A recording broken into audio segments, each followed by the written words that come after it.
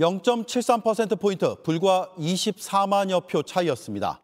이로써 확인된 건 민심이 반으로 갈렸다는 점, 그래서 그 어느 때보다 국민 통합이 차기 대통령에게 요구된다는 점입니다. 제20대 대통령이 된 윤석열 당선인의 첫 일성 역시 통합과 협치였습니다. 영호남, 진보 보수가 아닌 국민의 이익이 기준이 될 거라고 했습니다. 당선 인사를 하며 국민을 36번 외쳤습니다. 국민만 보고 가겠습니다. 늘 국민 편에 서겠습니다. 국민을 속이지 않는 정직한 정부, 국민 앞에 정직한 대통령이 되겠습니다. 네, 뉴스룸 윤석열 당선인의 첫날 일정과 앞으로의 전망을 자세히 짚어보겠습니다.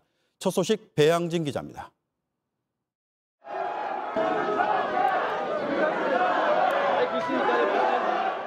윤석열 대통령 당선인의 승리 선언은 오늘 새벽 4시가 넘어서야 나왔습니다. 초접전 판세 때문이었습니다. 윤 당선인은 첫 외부 일정으로 국립현충원을 참배했고 위대한 국민과 함께 통합과 번영의 나라를 만들겠다고 했습니다.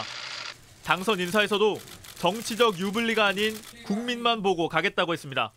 정치적 유불리가 아닌 국민의 이익과 오로지 국익만이 국정의 기준이 되면 우리 앞에 보수와 진보의 대한민국도 영원함도 따로 없을 것입니다. 국민의힘 윤석열 당선인과 민주당 이재명 후보의 최종 득표율 차는 0.73%포인트로 직선제 개헌 이후 가장 작았습니다. 국회에서는 여소야대 172석의 더불어민주당과의 힘겨운 싸움이 예고돼 있습니다. 윤 당선인은 야당과 협치하겠다고 목소리를 높였습니다. 민주국가에서 여소야대라고 하는 것은 굉장히 자연스러운 일이고 여당이든 야당이든 다 국가와 국민을 생각해서 일하러 우리 다 국회에 오신 분들이고 하기 때문에 저는 믿습니다. 오후에 열린 선대본부 해단식에서도 선거에서의 경쟁도 결국 국민을 위한 거라고 했습니다. 선거 때는 경쟁하지만 결국은 국민을 앞에 놓고 누가 더 국민에게 잘할 수 있는지 치열하게 경쟁해 온 거 아니겠습니까? 윤 당선인은 오늘 오전엔 문재인 대통령과 5분가량 통화했습니다. 문재인 대통령이 선거 과정의 갈등과 분열을 씻어내고 국민이 하나가 되도록 통합을 이루는 게 중요하다고 당부하자 윤 당선인은 많이 가르쳐달라고 화답했습니다. 윤 당선인은 오후에 유영민 대통령 비서실장과 이철희 정무수석을 만난 데 이어 박병석 국회의장도 예방했습니다. JTBC 배양진입니다. 1987년 직선제가 도입된 이후 가장 근소한 차이의 당선이었습니다. 막판까지 어떤 변수가 있었고 무엇이 승부를 갈랐는지 안지연 기자가 분석했습니다. 여론조사 업체들이 내놓은 대선 예측조사에선 적게는 3.1%포인트에서 많게는 7.6%포인트 격차로 윤석열 당선인의 승리가 예측됐습니다. 하지만 실제 결과는 0.73%포인트, 1987년 직선제 도입 이후 가장 적은 차이로 승패가 갈린 겁니다. 가장 큰 변수로는 야권 단일화가 꼽힙니다. 여론조사 공표가 금지되는 첫날에 이뤄진 야권 단일화에 대한 역풍으로 호남 결집이 가속화됐다는 분석이 나옵니다. 실제로 이 같은 영향으로 호남에선 50% 넘는 사전투표율이 나오는 등 역대 최고치를 기록했고 전체 사전투표율 역시 마찬가지였습니다.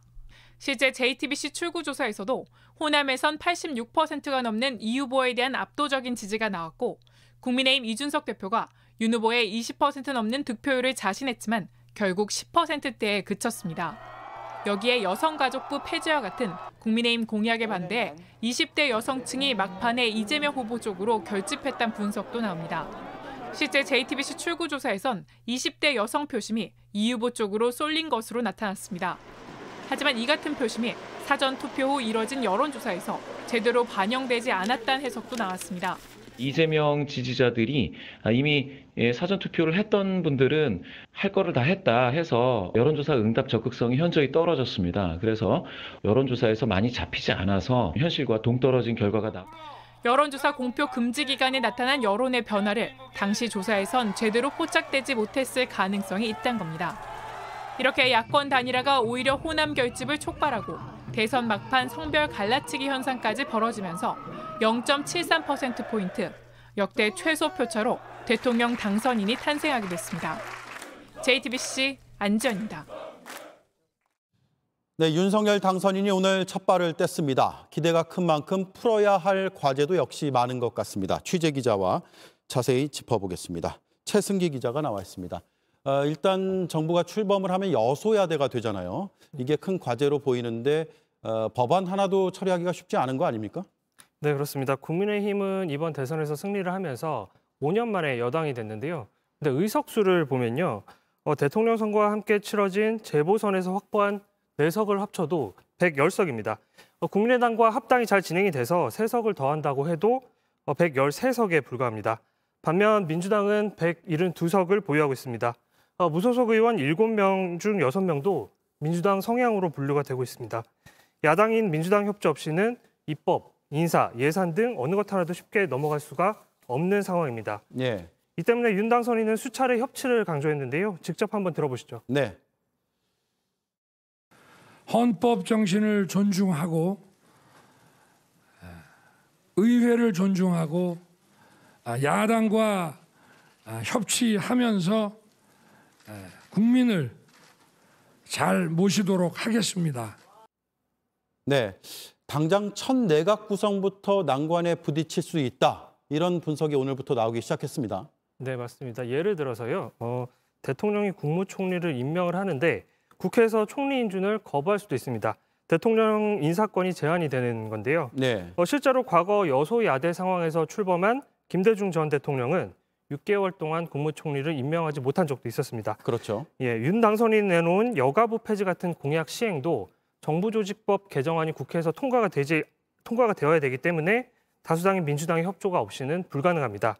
하지만 민주당 입장에서도 집권 초기부터 일일이 반대를 하다가는 여론의 역풍을 맞을 가능성도 배제할 수 없습니다. 그렇죠. 결국은 협치를 통한 통합정부가 중요할 텐데 어떻게 보고 있습니까? 예, 맞습니다. 이 때문에 윤석열 당선인도 당선 인사 등에서 의회 존중과 야당과의 협치를 수차례 강조를 했습니다. 지난달 TV 토론에서도요. 진영과 관계없이 유능한 분들로 통합정부를 꾸리겠다 이런 뜻을 밝히기도 했습니다. 특히 정치권에서는 윤 당선인이 민주당 전신인 새정치민주연합의 전직 공동대표죠. 안철수 국민의당 대표와 김한길 전 민주당 대표와 손을 잡고 상황을 극복할 수 있지 않겠느냐 이런 분석도 나옵니다. 실제로 안 대표는 인수위원장 후보로도 거론되고 있는 상황입니다. 네, 알겠습니다.